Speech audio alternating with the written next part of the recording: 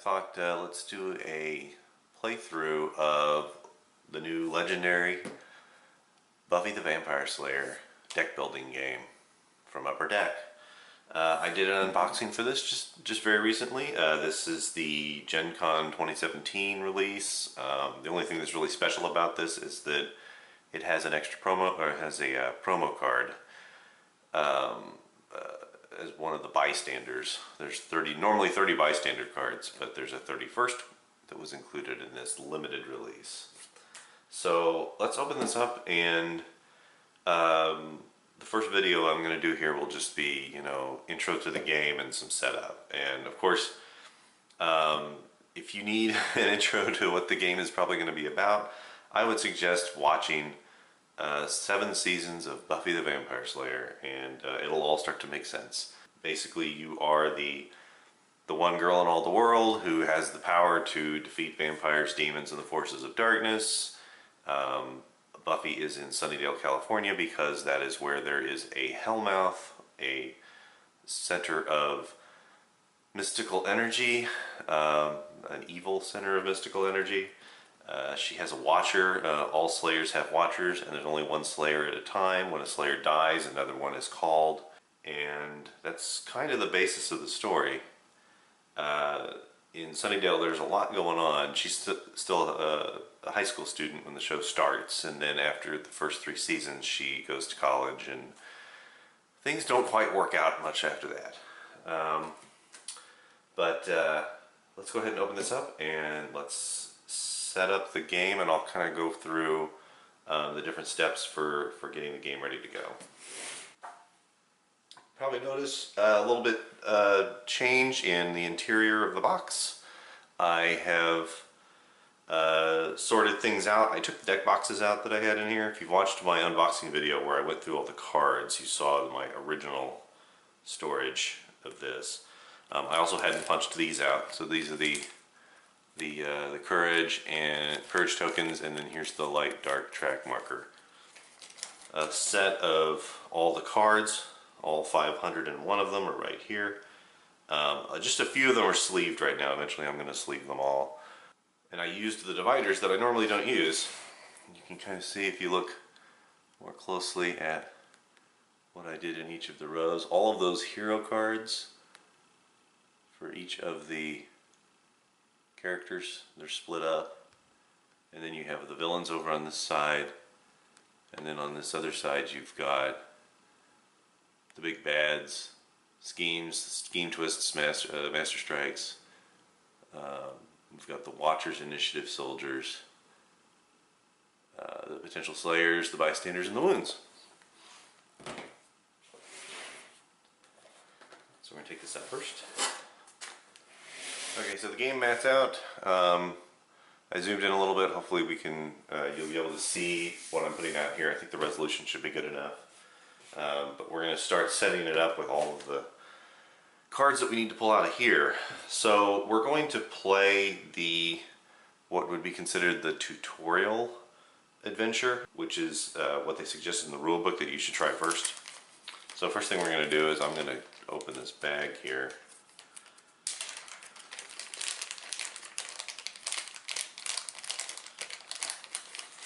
The courage tokens all go in this little space over here called courage, so I'm just going to set them over there with the bag open. And then this is that light dark track marker, and there's the track over here on the right side. And when you start the game, this goes on dark 1. And then we need a big bad to fight. We need a scheme for that big bad to employ, and then we can start getting everything else moving forward. So I'm going to go through the big bads. Let's take out one of these. They recommend that you play with the master first. So there's the master. And you can see there his ability is, or his natural ability, I guess, is that his attack is increased by a value equal to the dark. So the dark is currently at 1. So his attack, instead of 7, it's 8. Always leads. That is a villain deck that you must include in your collection of villain decks. to build. I'm sorry, to build the full villain deck. So there's the little mini decks, and you use those to build them in the main villain deck. The dark. That's what happens when you get past Dark 3. I'll show that again on the light dark track. When you get there, you'll activate this guy's dark ability. Then Master Strike. There are 5 Master Strike cards. They'll be shuffled into the villain deck. Whenever we pull one of those cards, we have to do what it says here. So we take the Master, and then we take his 4 Tactics cards that go with it. We're going to shuffle them. I sleeved them with gold sleeves. I got these from Mage Knight originally. Just kind of give them a good solid shuffle. Put the Master on top, face up, and then put them right here where it says Big Bad. If you played the regular Legendary Marvel, they will recognize this is the Mastermind space. Schemes. We need to pick a scheme. Now normally you do this randomly, but this is the tutorial, so the rulebook suggests that you choose what's called Epic Struggle. And Epic Struggle explains setup right there at the top. You include 8 scheme twists. There are 10 twist cards, and we're going to include 8 of those in the villain deck. So those will also all get shuffled in. Then there's special rules for this scheme. It says here that the big bad gets a plus to its attack equal to the dark. That means that the Master that we were looking at just a minute ago, he got plus attack equal to the dark. So he gets double because of this scheme. So he's normally 7. When the dark is 1, that means he has 9. When the dark is 2, he has 11. When the dark is 3, he has 13. That's pretty rough. Then twist. That's what happens when you pull a scheme twist card. It explains what happens for this scheme. If it's dark, you set the scheme twist next to the dark section on the right side of the board, and then you'll set the light to 1, so you'll switch from dark to light. But unfortunately you get a scheme twist that is assigned to the dark side of the track. If it's light, you get to assign the scheme twist to the light side of the track, but you have to move the dark all the way to 3. And this is the evil winning condition. So you're playing against the game itself. You're not playing against each other necessarily. It is semi-cooperative.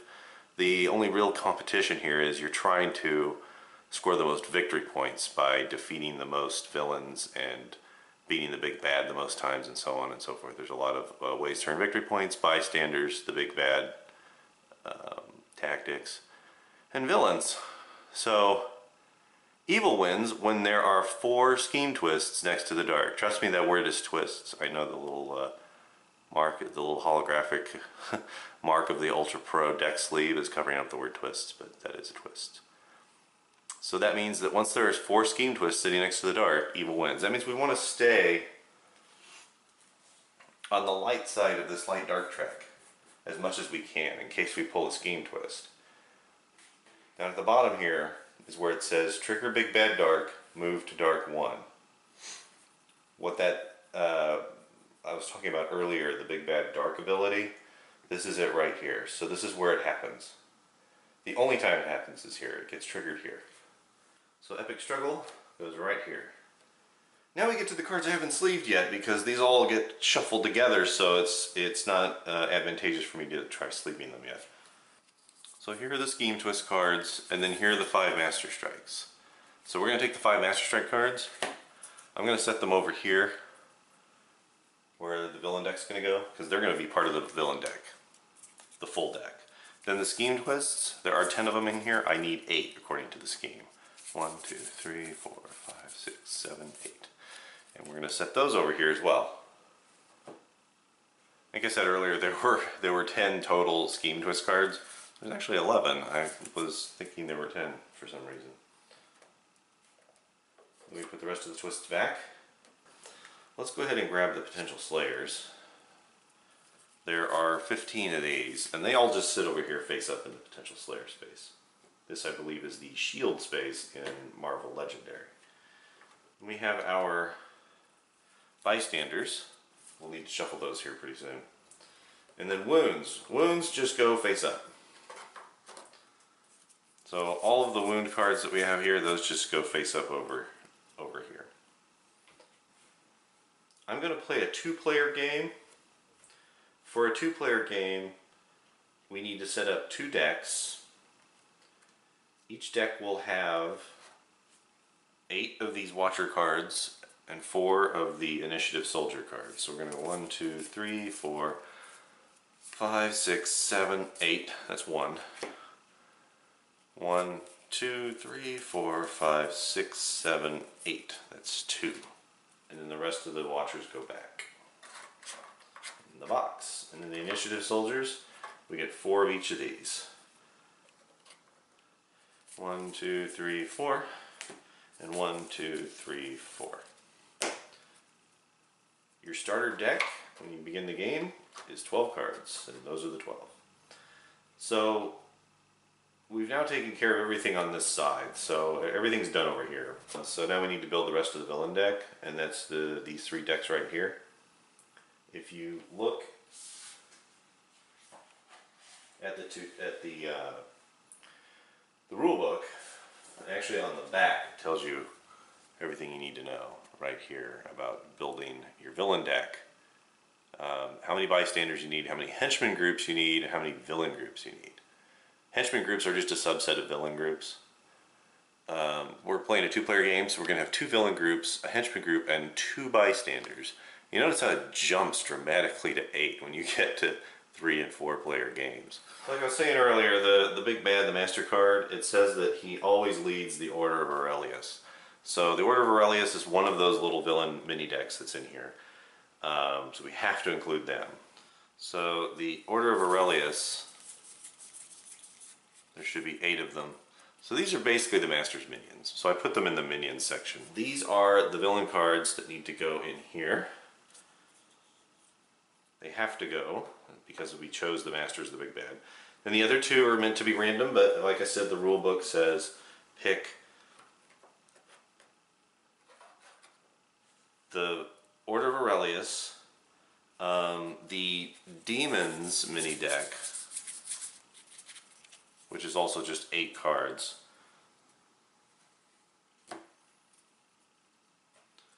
and then from the Henchmen we're going to pick the Hellhounds, and there should be 10 of those.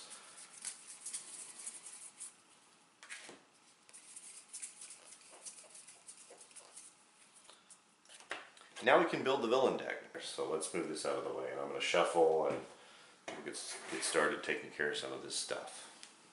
And then of course, like the chart said, we need 2 bystanders over here. So what you do is you're going to shuffle the bystanders deck and draw the top 2 face down, stick them in here, and shuffle.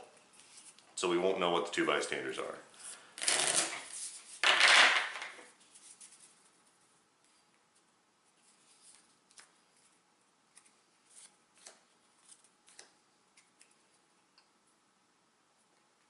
Alright, so now we have a face down bystanders pile. You'll be wondering, if we're only putting 2 bystanders in the villains deck, then what's the point of the rest of that deck?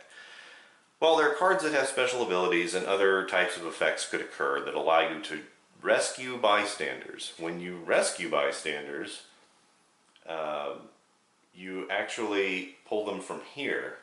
An effect that actually allows you to rescue a bystander that's been captured by like either a villain or the big bad, that's different. If an ability just says rescue a bystander or rescue 2 bystanders, then you draw from that deck, and that's the only reason that I know of anyway that you would draw from that deck. So now we've got our bystanders, we've got our master strikes here, we've got our 8 scheme twists, and we've got our Order of Aurelius, we've got our demons, and then we've got our henchmen, which are the Hellhounds. I'm going to shuffle all these together in one big stack.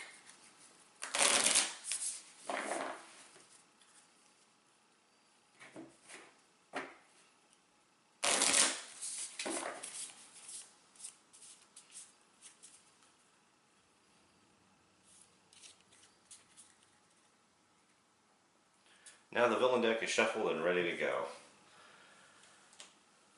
Now we need to build our hero deck. So back to the box. There are number of heroes we need to swipe out of here. So again, for your first game, according to the book, the rule book, you should pick Angel, you should pick Buffy, you should pick Giles, Willow, and Xander. So, like the core Scoobies, each of these hero decks should have 14 cards.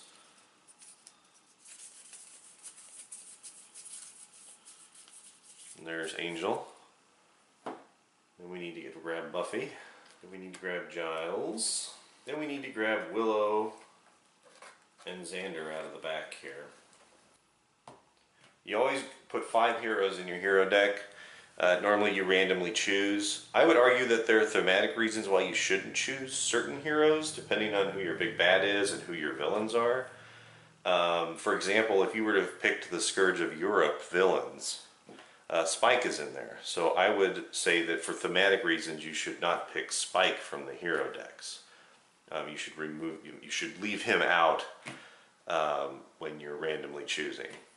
And then another example would be Angel. If you were playing with Angelus as the big bad, I don't think you should choose Angel or include Angel among those heroes you might randomly select. There are certain cards that, like Xander's cards, they tend to have abilities that advance the light, while Willow tends to have abilities that will advance the dark unless you can find a way around it. Same thing with Faith. Faith is also one that advances the dark. Buffy has certain abilities that are better when it's dark. So she actually works better as a hero if it's dark and not light. And then Angel, we're talking about Angel, not Angelus here. Angel's, almost all his cards advance the light in some fashion. That's basically what he's doing, is advancing the light. And when I say advancing the light, I don't mean moving this up to the light side of the track and then advancing it. I just mean moving the marker up. So say we were dark 3 and it says advance the light, then you just go to dark 2. You don't jump to light 1. Same thing going down. When it says advance the dark, you're going down. So if it's light 2 and it says advance the dark, it doesn't mean jump to dark 1, it just means to move it down 1 on the track. So now we're going to shuffle these 5 little hero decks together to form our full hero deck over here, from which we will spread 5 cards out into the library, and there will always be 5 cards here available for purchase using our recruitment points.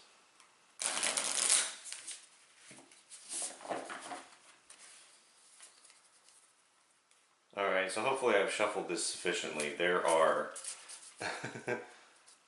70 cards in this deck. It's quite a difficult task to shuffle those cards. So now we have our big bad. We have our big bad tactics. There are 4 underneath here. The goal of the game is to defeat the big bad. Not once, not twice, not thrice, but 4 times.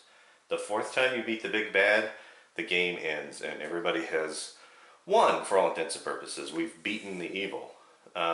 But to find out who the winner is victory point wise, you earn victory points from rescuing bystanders, from killing villains, and from beating the big bad tactic cards. A lot of them are 1s. The big bads are, I think these are usually 4 apiece.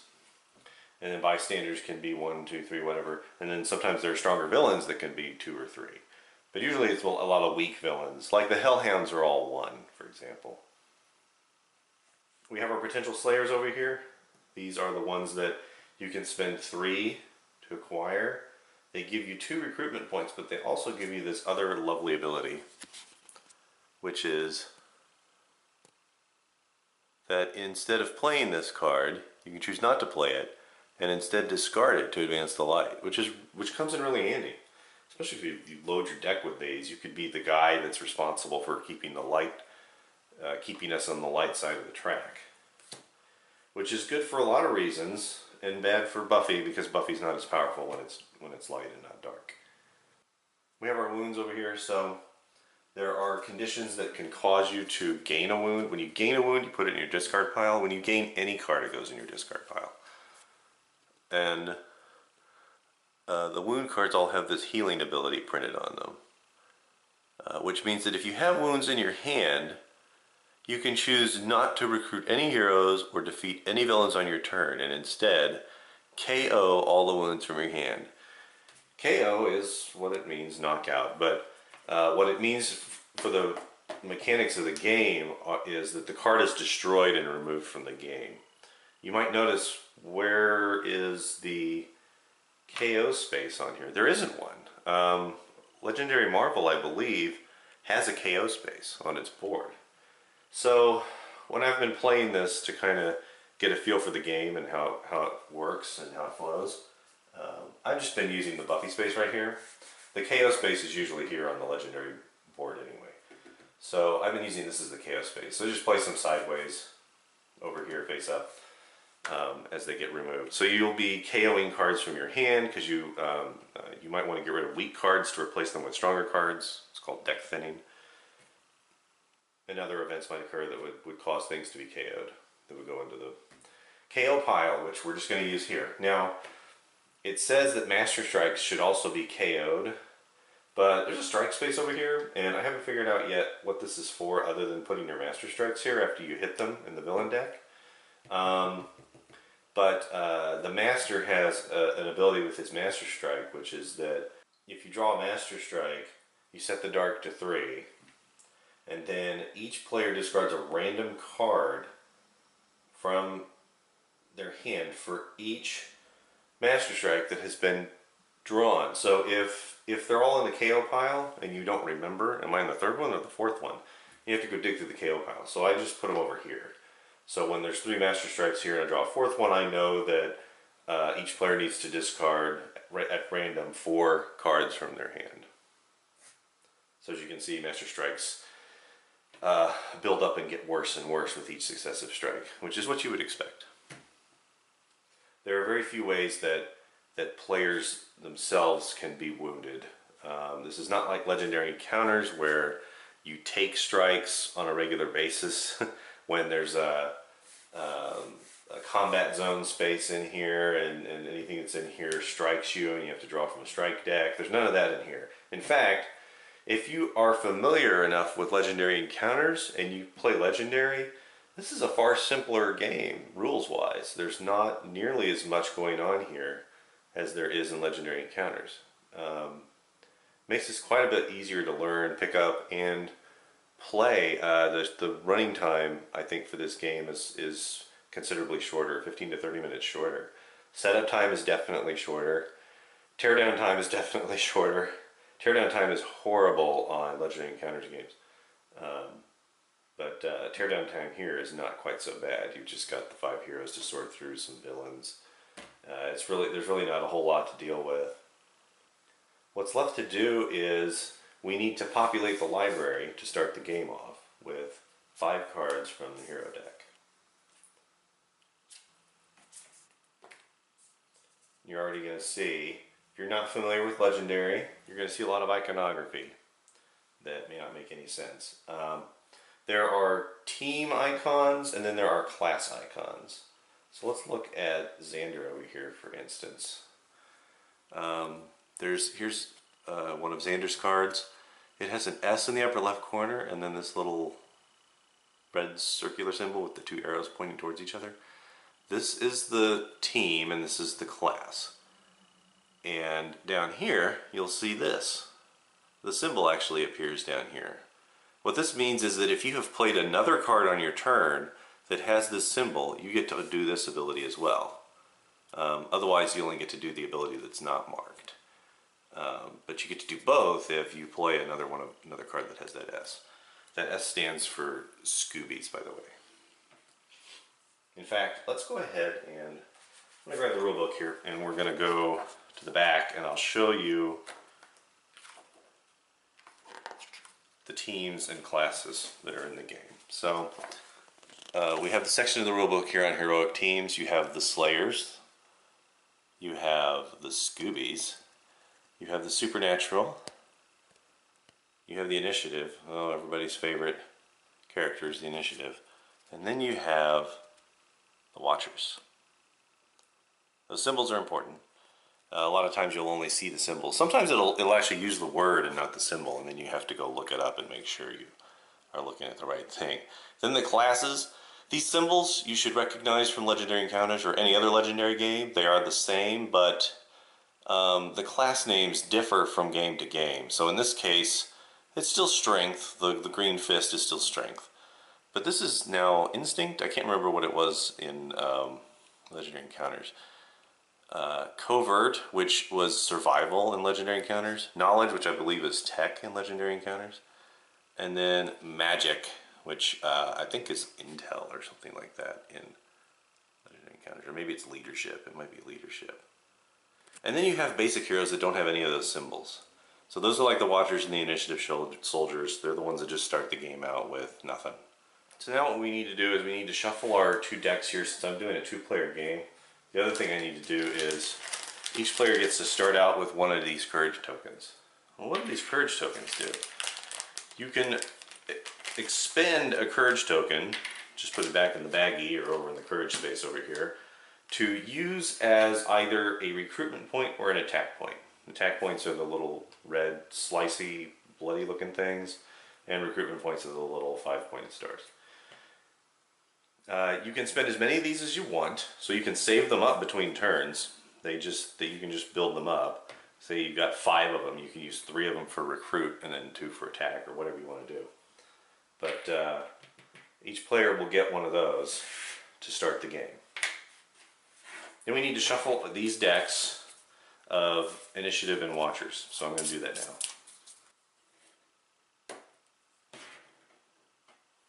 So when the decks are both shuffled, then the one thing that needs to be done before we start is that each player needs to draw 6 cards to form their starting hand.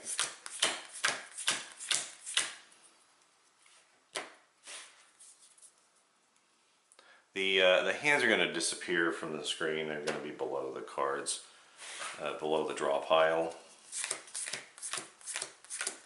I wanted to zoom in, and I don't have like a wide angle lens or anything, so I can't easily fit everything that I'd like to fit.